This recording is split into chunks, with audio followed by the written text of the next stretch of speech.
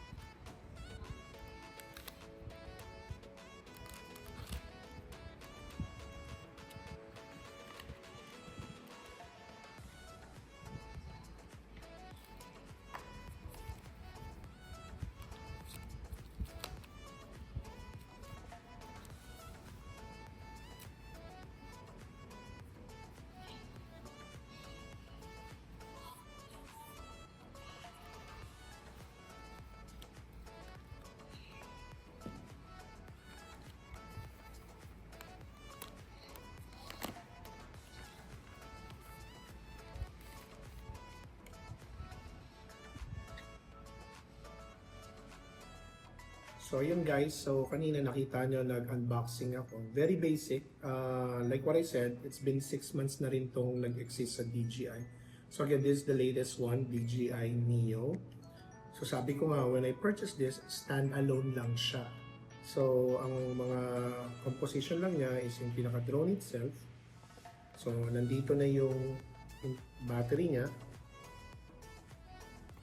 Then may extra 2 propellers. Tapos yung mga booklets, mga guide tips lang naman po. Then may DJI sticker. Then there's a specific tool for the propeller itself if you want to replace it. Tapos yung pinaka Type-C cable if you want to charge the drone. And then yeah, the actual box. So just a quick one. Since this is the latest, pero this has a 4K resolution, 30 frames per second. So kahit maliit lang siya, high-end na rin siya at napaka-diverse na itong drone na version na to. Kasi bakit? Pwede mong gamitan ng DJI goggles, pwede mong gamitan siya ng yung pinaka-RC remote controls. So bottom line, ito yung pinaka-cheapest din. To be exact, in ringgit guys, this is 869 ringgit. And since nakuha ko to ng super discount kasi may mga voucher ako, so I went to their online, to their Shopee. Pumalo ng halos 200 plus ringgit ang discount. Imagine that, because of the voucher ng mga nakuha ko. But later on, we will do a demo. So, you can use it through your Apple or Android. Just download the DJI Fly app. And then once you created the account, all good. And one thing for sure, it doesn't require any license at all. Kasi below the requirement naman siya. At hindi na kailangan ng any licensing to fly. So guys, so kung titignan niyo yung dimension, napakaliit lang niya talaga. Kasi tinan mo, it's only in the palm of my hands. And maraming ways to fly the DJI Neo. Pwedeng no need any other external device. By the palm of your hand, Once you turn it on, magko-command yun. And then, meron siyang 6 features. Pwede follow, susundan ka niya. Pwede yung naka-circular yung yung pag-footage. Meron naman yung parang zoom out. And then, the other feature is pwedeng sa side. And then, pwede rin siyang yung tinatawag na yung meron siyang active track na sinusundan niya. So, for sure, you've seen a lot of vlogs na related to this. Pero sabi ko nga, hindi ko masyado nang kukomplikaduhin yung pag-vlog nito. But later on, we will just do a simple demonstration on how to turn it on, to turn off, and then how to fly it using my palm, and then using even your mobile phone kung wala kayong mga RC, saka yung DJI goggles. So later, we will do a demo. Pero I need to check first because just to give you an idea, nandito naman yung battery niya. Napakaliit ng battery. And later, once I do the demo, papakita ko lang how to fly it on my palm. Then bababa sa palm ko, and then that's it. Okay guys, so what I'm going to do first is make sure download the DJI Fly app. So kanina na-download ko na to, i-open ko lang. Once you go here, we'll go directly here. In-skip ko na kanina, may konting demo. So click the terms and condition, click agree, allow, always used. So once you hit the agree, yan, allow nyo lang. Yan. And then, after that, DJI device location info, walang problema yan, you can turn it on. Device hardware info, yes, turn it on. Authorize all. Then, sometimes, if you want to join their promotion, announcements, and everything, ako usually not now.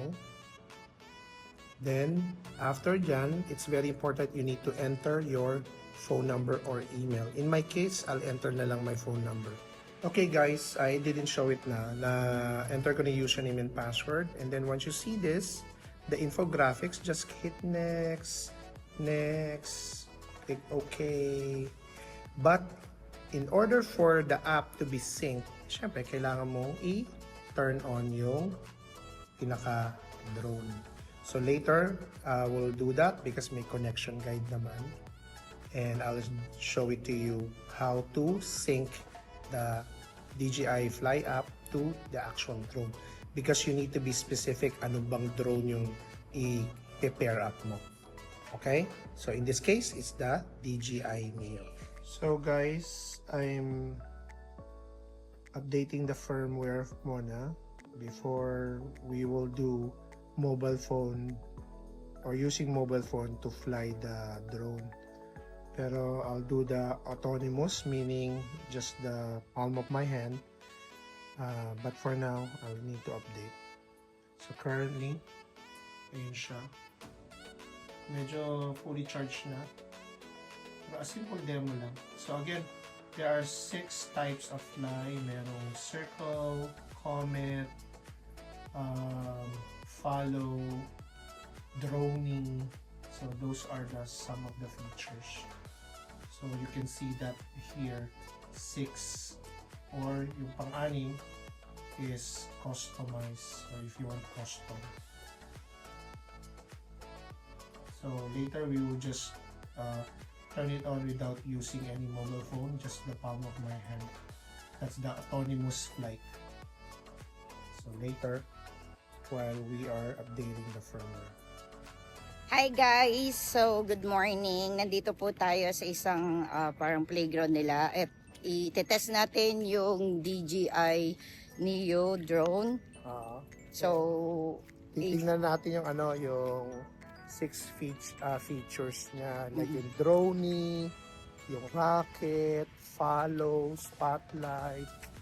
So, para ma-identify nyo, and who knows if you want to purchase it, diba? So again, sabi ko nga, stand-alone lang yung pinurchase namin. walang other additional batteries or what. So, yun. So, guys, sabi ko nga namin kanina, i-test natin yung 6 features niya.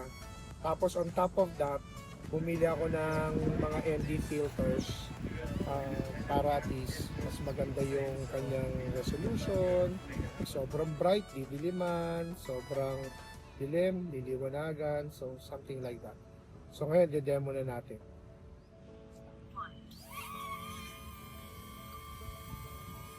Follow ako na.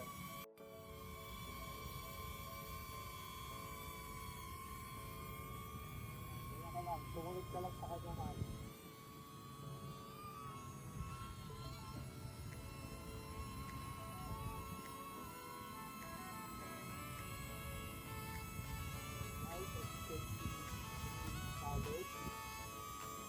At lang ako. Ayan, susundan ako. So, this is the follow tour. Hi! So, lumalayo sa amin. Yan ang drone. Hello! Hello! Hi! Hello! Hello!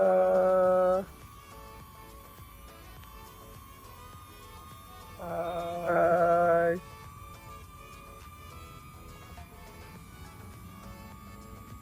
Yeah. Wow. Hello.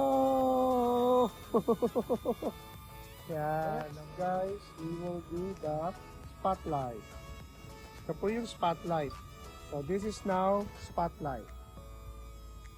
So technically naka-stationary lang siya at direction track is parang kung saan ka naglalakad, pupwesto siya sa harap mo, minsan pupwesto siya sa likod mo. So, ganun ang direction track. Let's try it, guys. Ganun ang direction track. So, susundan niya ako.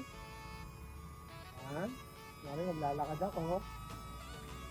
So, kunyari, forward ako. Atras siya. Yan. Direction track. So, kung saan ako naka-direction, pupwesto siya. Gilid naman ako, guys. Now, this will be the last. Ito na yung manual. Kung say manual, mano-mano na yan. Na freestyle, you will do it. So, we can now forward. Then, hi. Hi, mahal. Hello. And then, in short, this is the manual control. You have now the move. So, if you're using a mobile phone, ang pinakamataas niya, just to give you an idea, yan, ang pinakamataas niya is 29 meters. Almost like, I don't know, 30 to 40 feet. So, ganun siya. Yan. So, you can see here, yan natin yung magandang view. Then, change ko yung orientation para makita niyo yung buong lugar. Tingnan natin kung yan na yung pinakamataas na kaya niya. Sasabihin naman sa mob ng app kung na-reach na yung pinaka-highest peak niya. So medyo windy. Let's see kung kaya niyang ano yun. So ibayin natin yung direction. Ayan. So ito siya yung manual. Then let's see for me.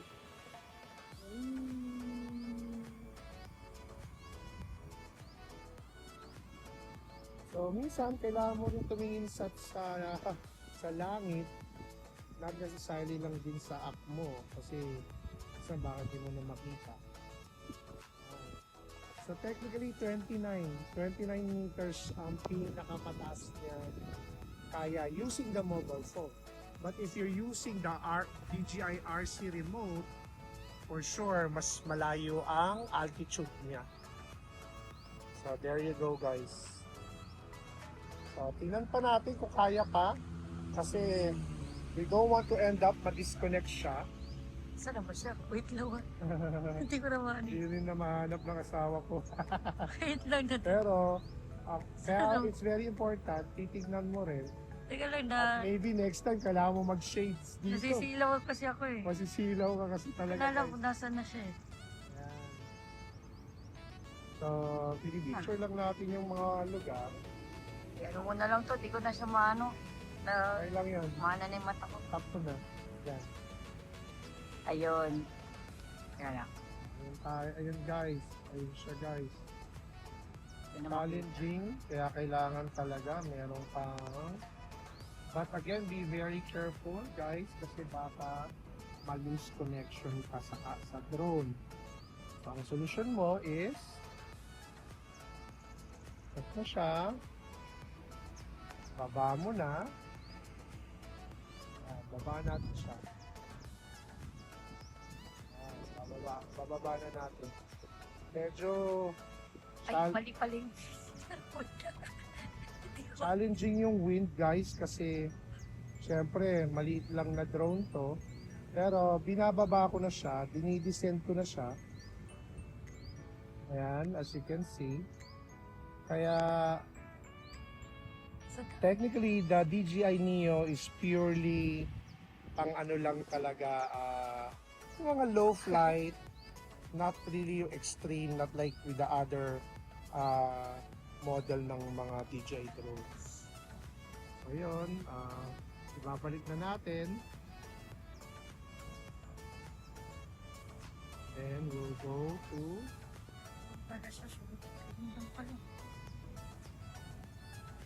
so kaya kailangan guys may strong signal kayo.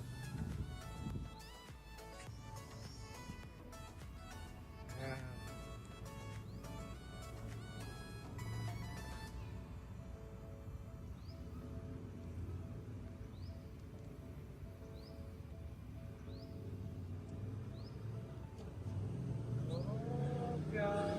There you go. So back home na dito. Para ano na natin siya. Ayan, babalik na sa atin guys. Ayan, nakaharap na sa akin. We will go down na. Ayan na siya. Pababa na siya guys. Minsan na ano siya ng wind. Kaya it's very important. Salamat ito. Naluluhan yung Nahihirapan din. Nahihirapan yung asawa ko. Pero okay lang yun guys. Ang importante, ayan, nakikita ko naman. Kaya minsan, titignan mo rin talaga not necessarily sa cellphone mo. Titignan mo rin yung horizon mo tsaka yung vertical area. Nasa puno na siya, nasa level na siya ng puno. So ayan, forward na natin. Binababa ko na. Return to home na siya. Ayan na, ready? Forward na natin siya. So, ganito. Let's return to home. 1, 2, Landing. wait! So, there you go. Yun na po siya, guys. So, yun guys. So, again, very simple lang yung vlog and yung feature ng mga DJI. So, you saw the different features. So, kung nakaabot kayo rito, don't forget to like, subscribe, and hit the bell notification. And you can also comment kung ano yung masasuggest nyo. Again, marami nang nag-feature or nag-vlog about sa DJI Neo.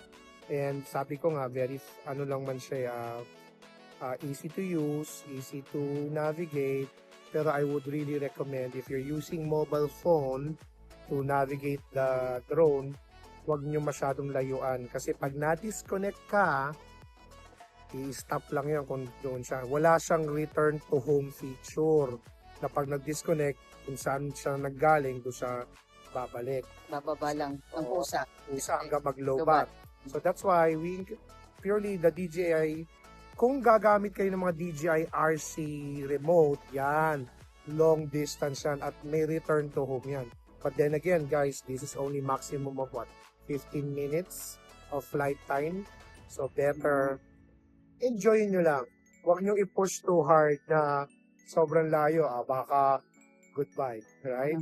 So yun lang naman. So again, hope you like it. And then I'll do some other photos or videos for this drone.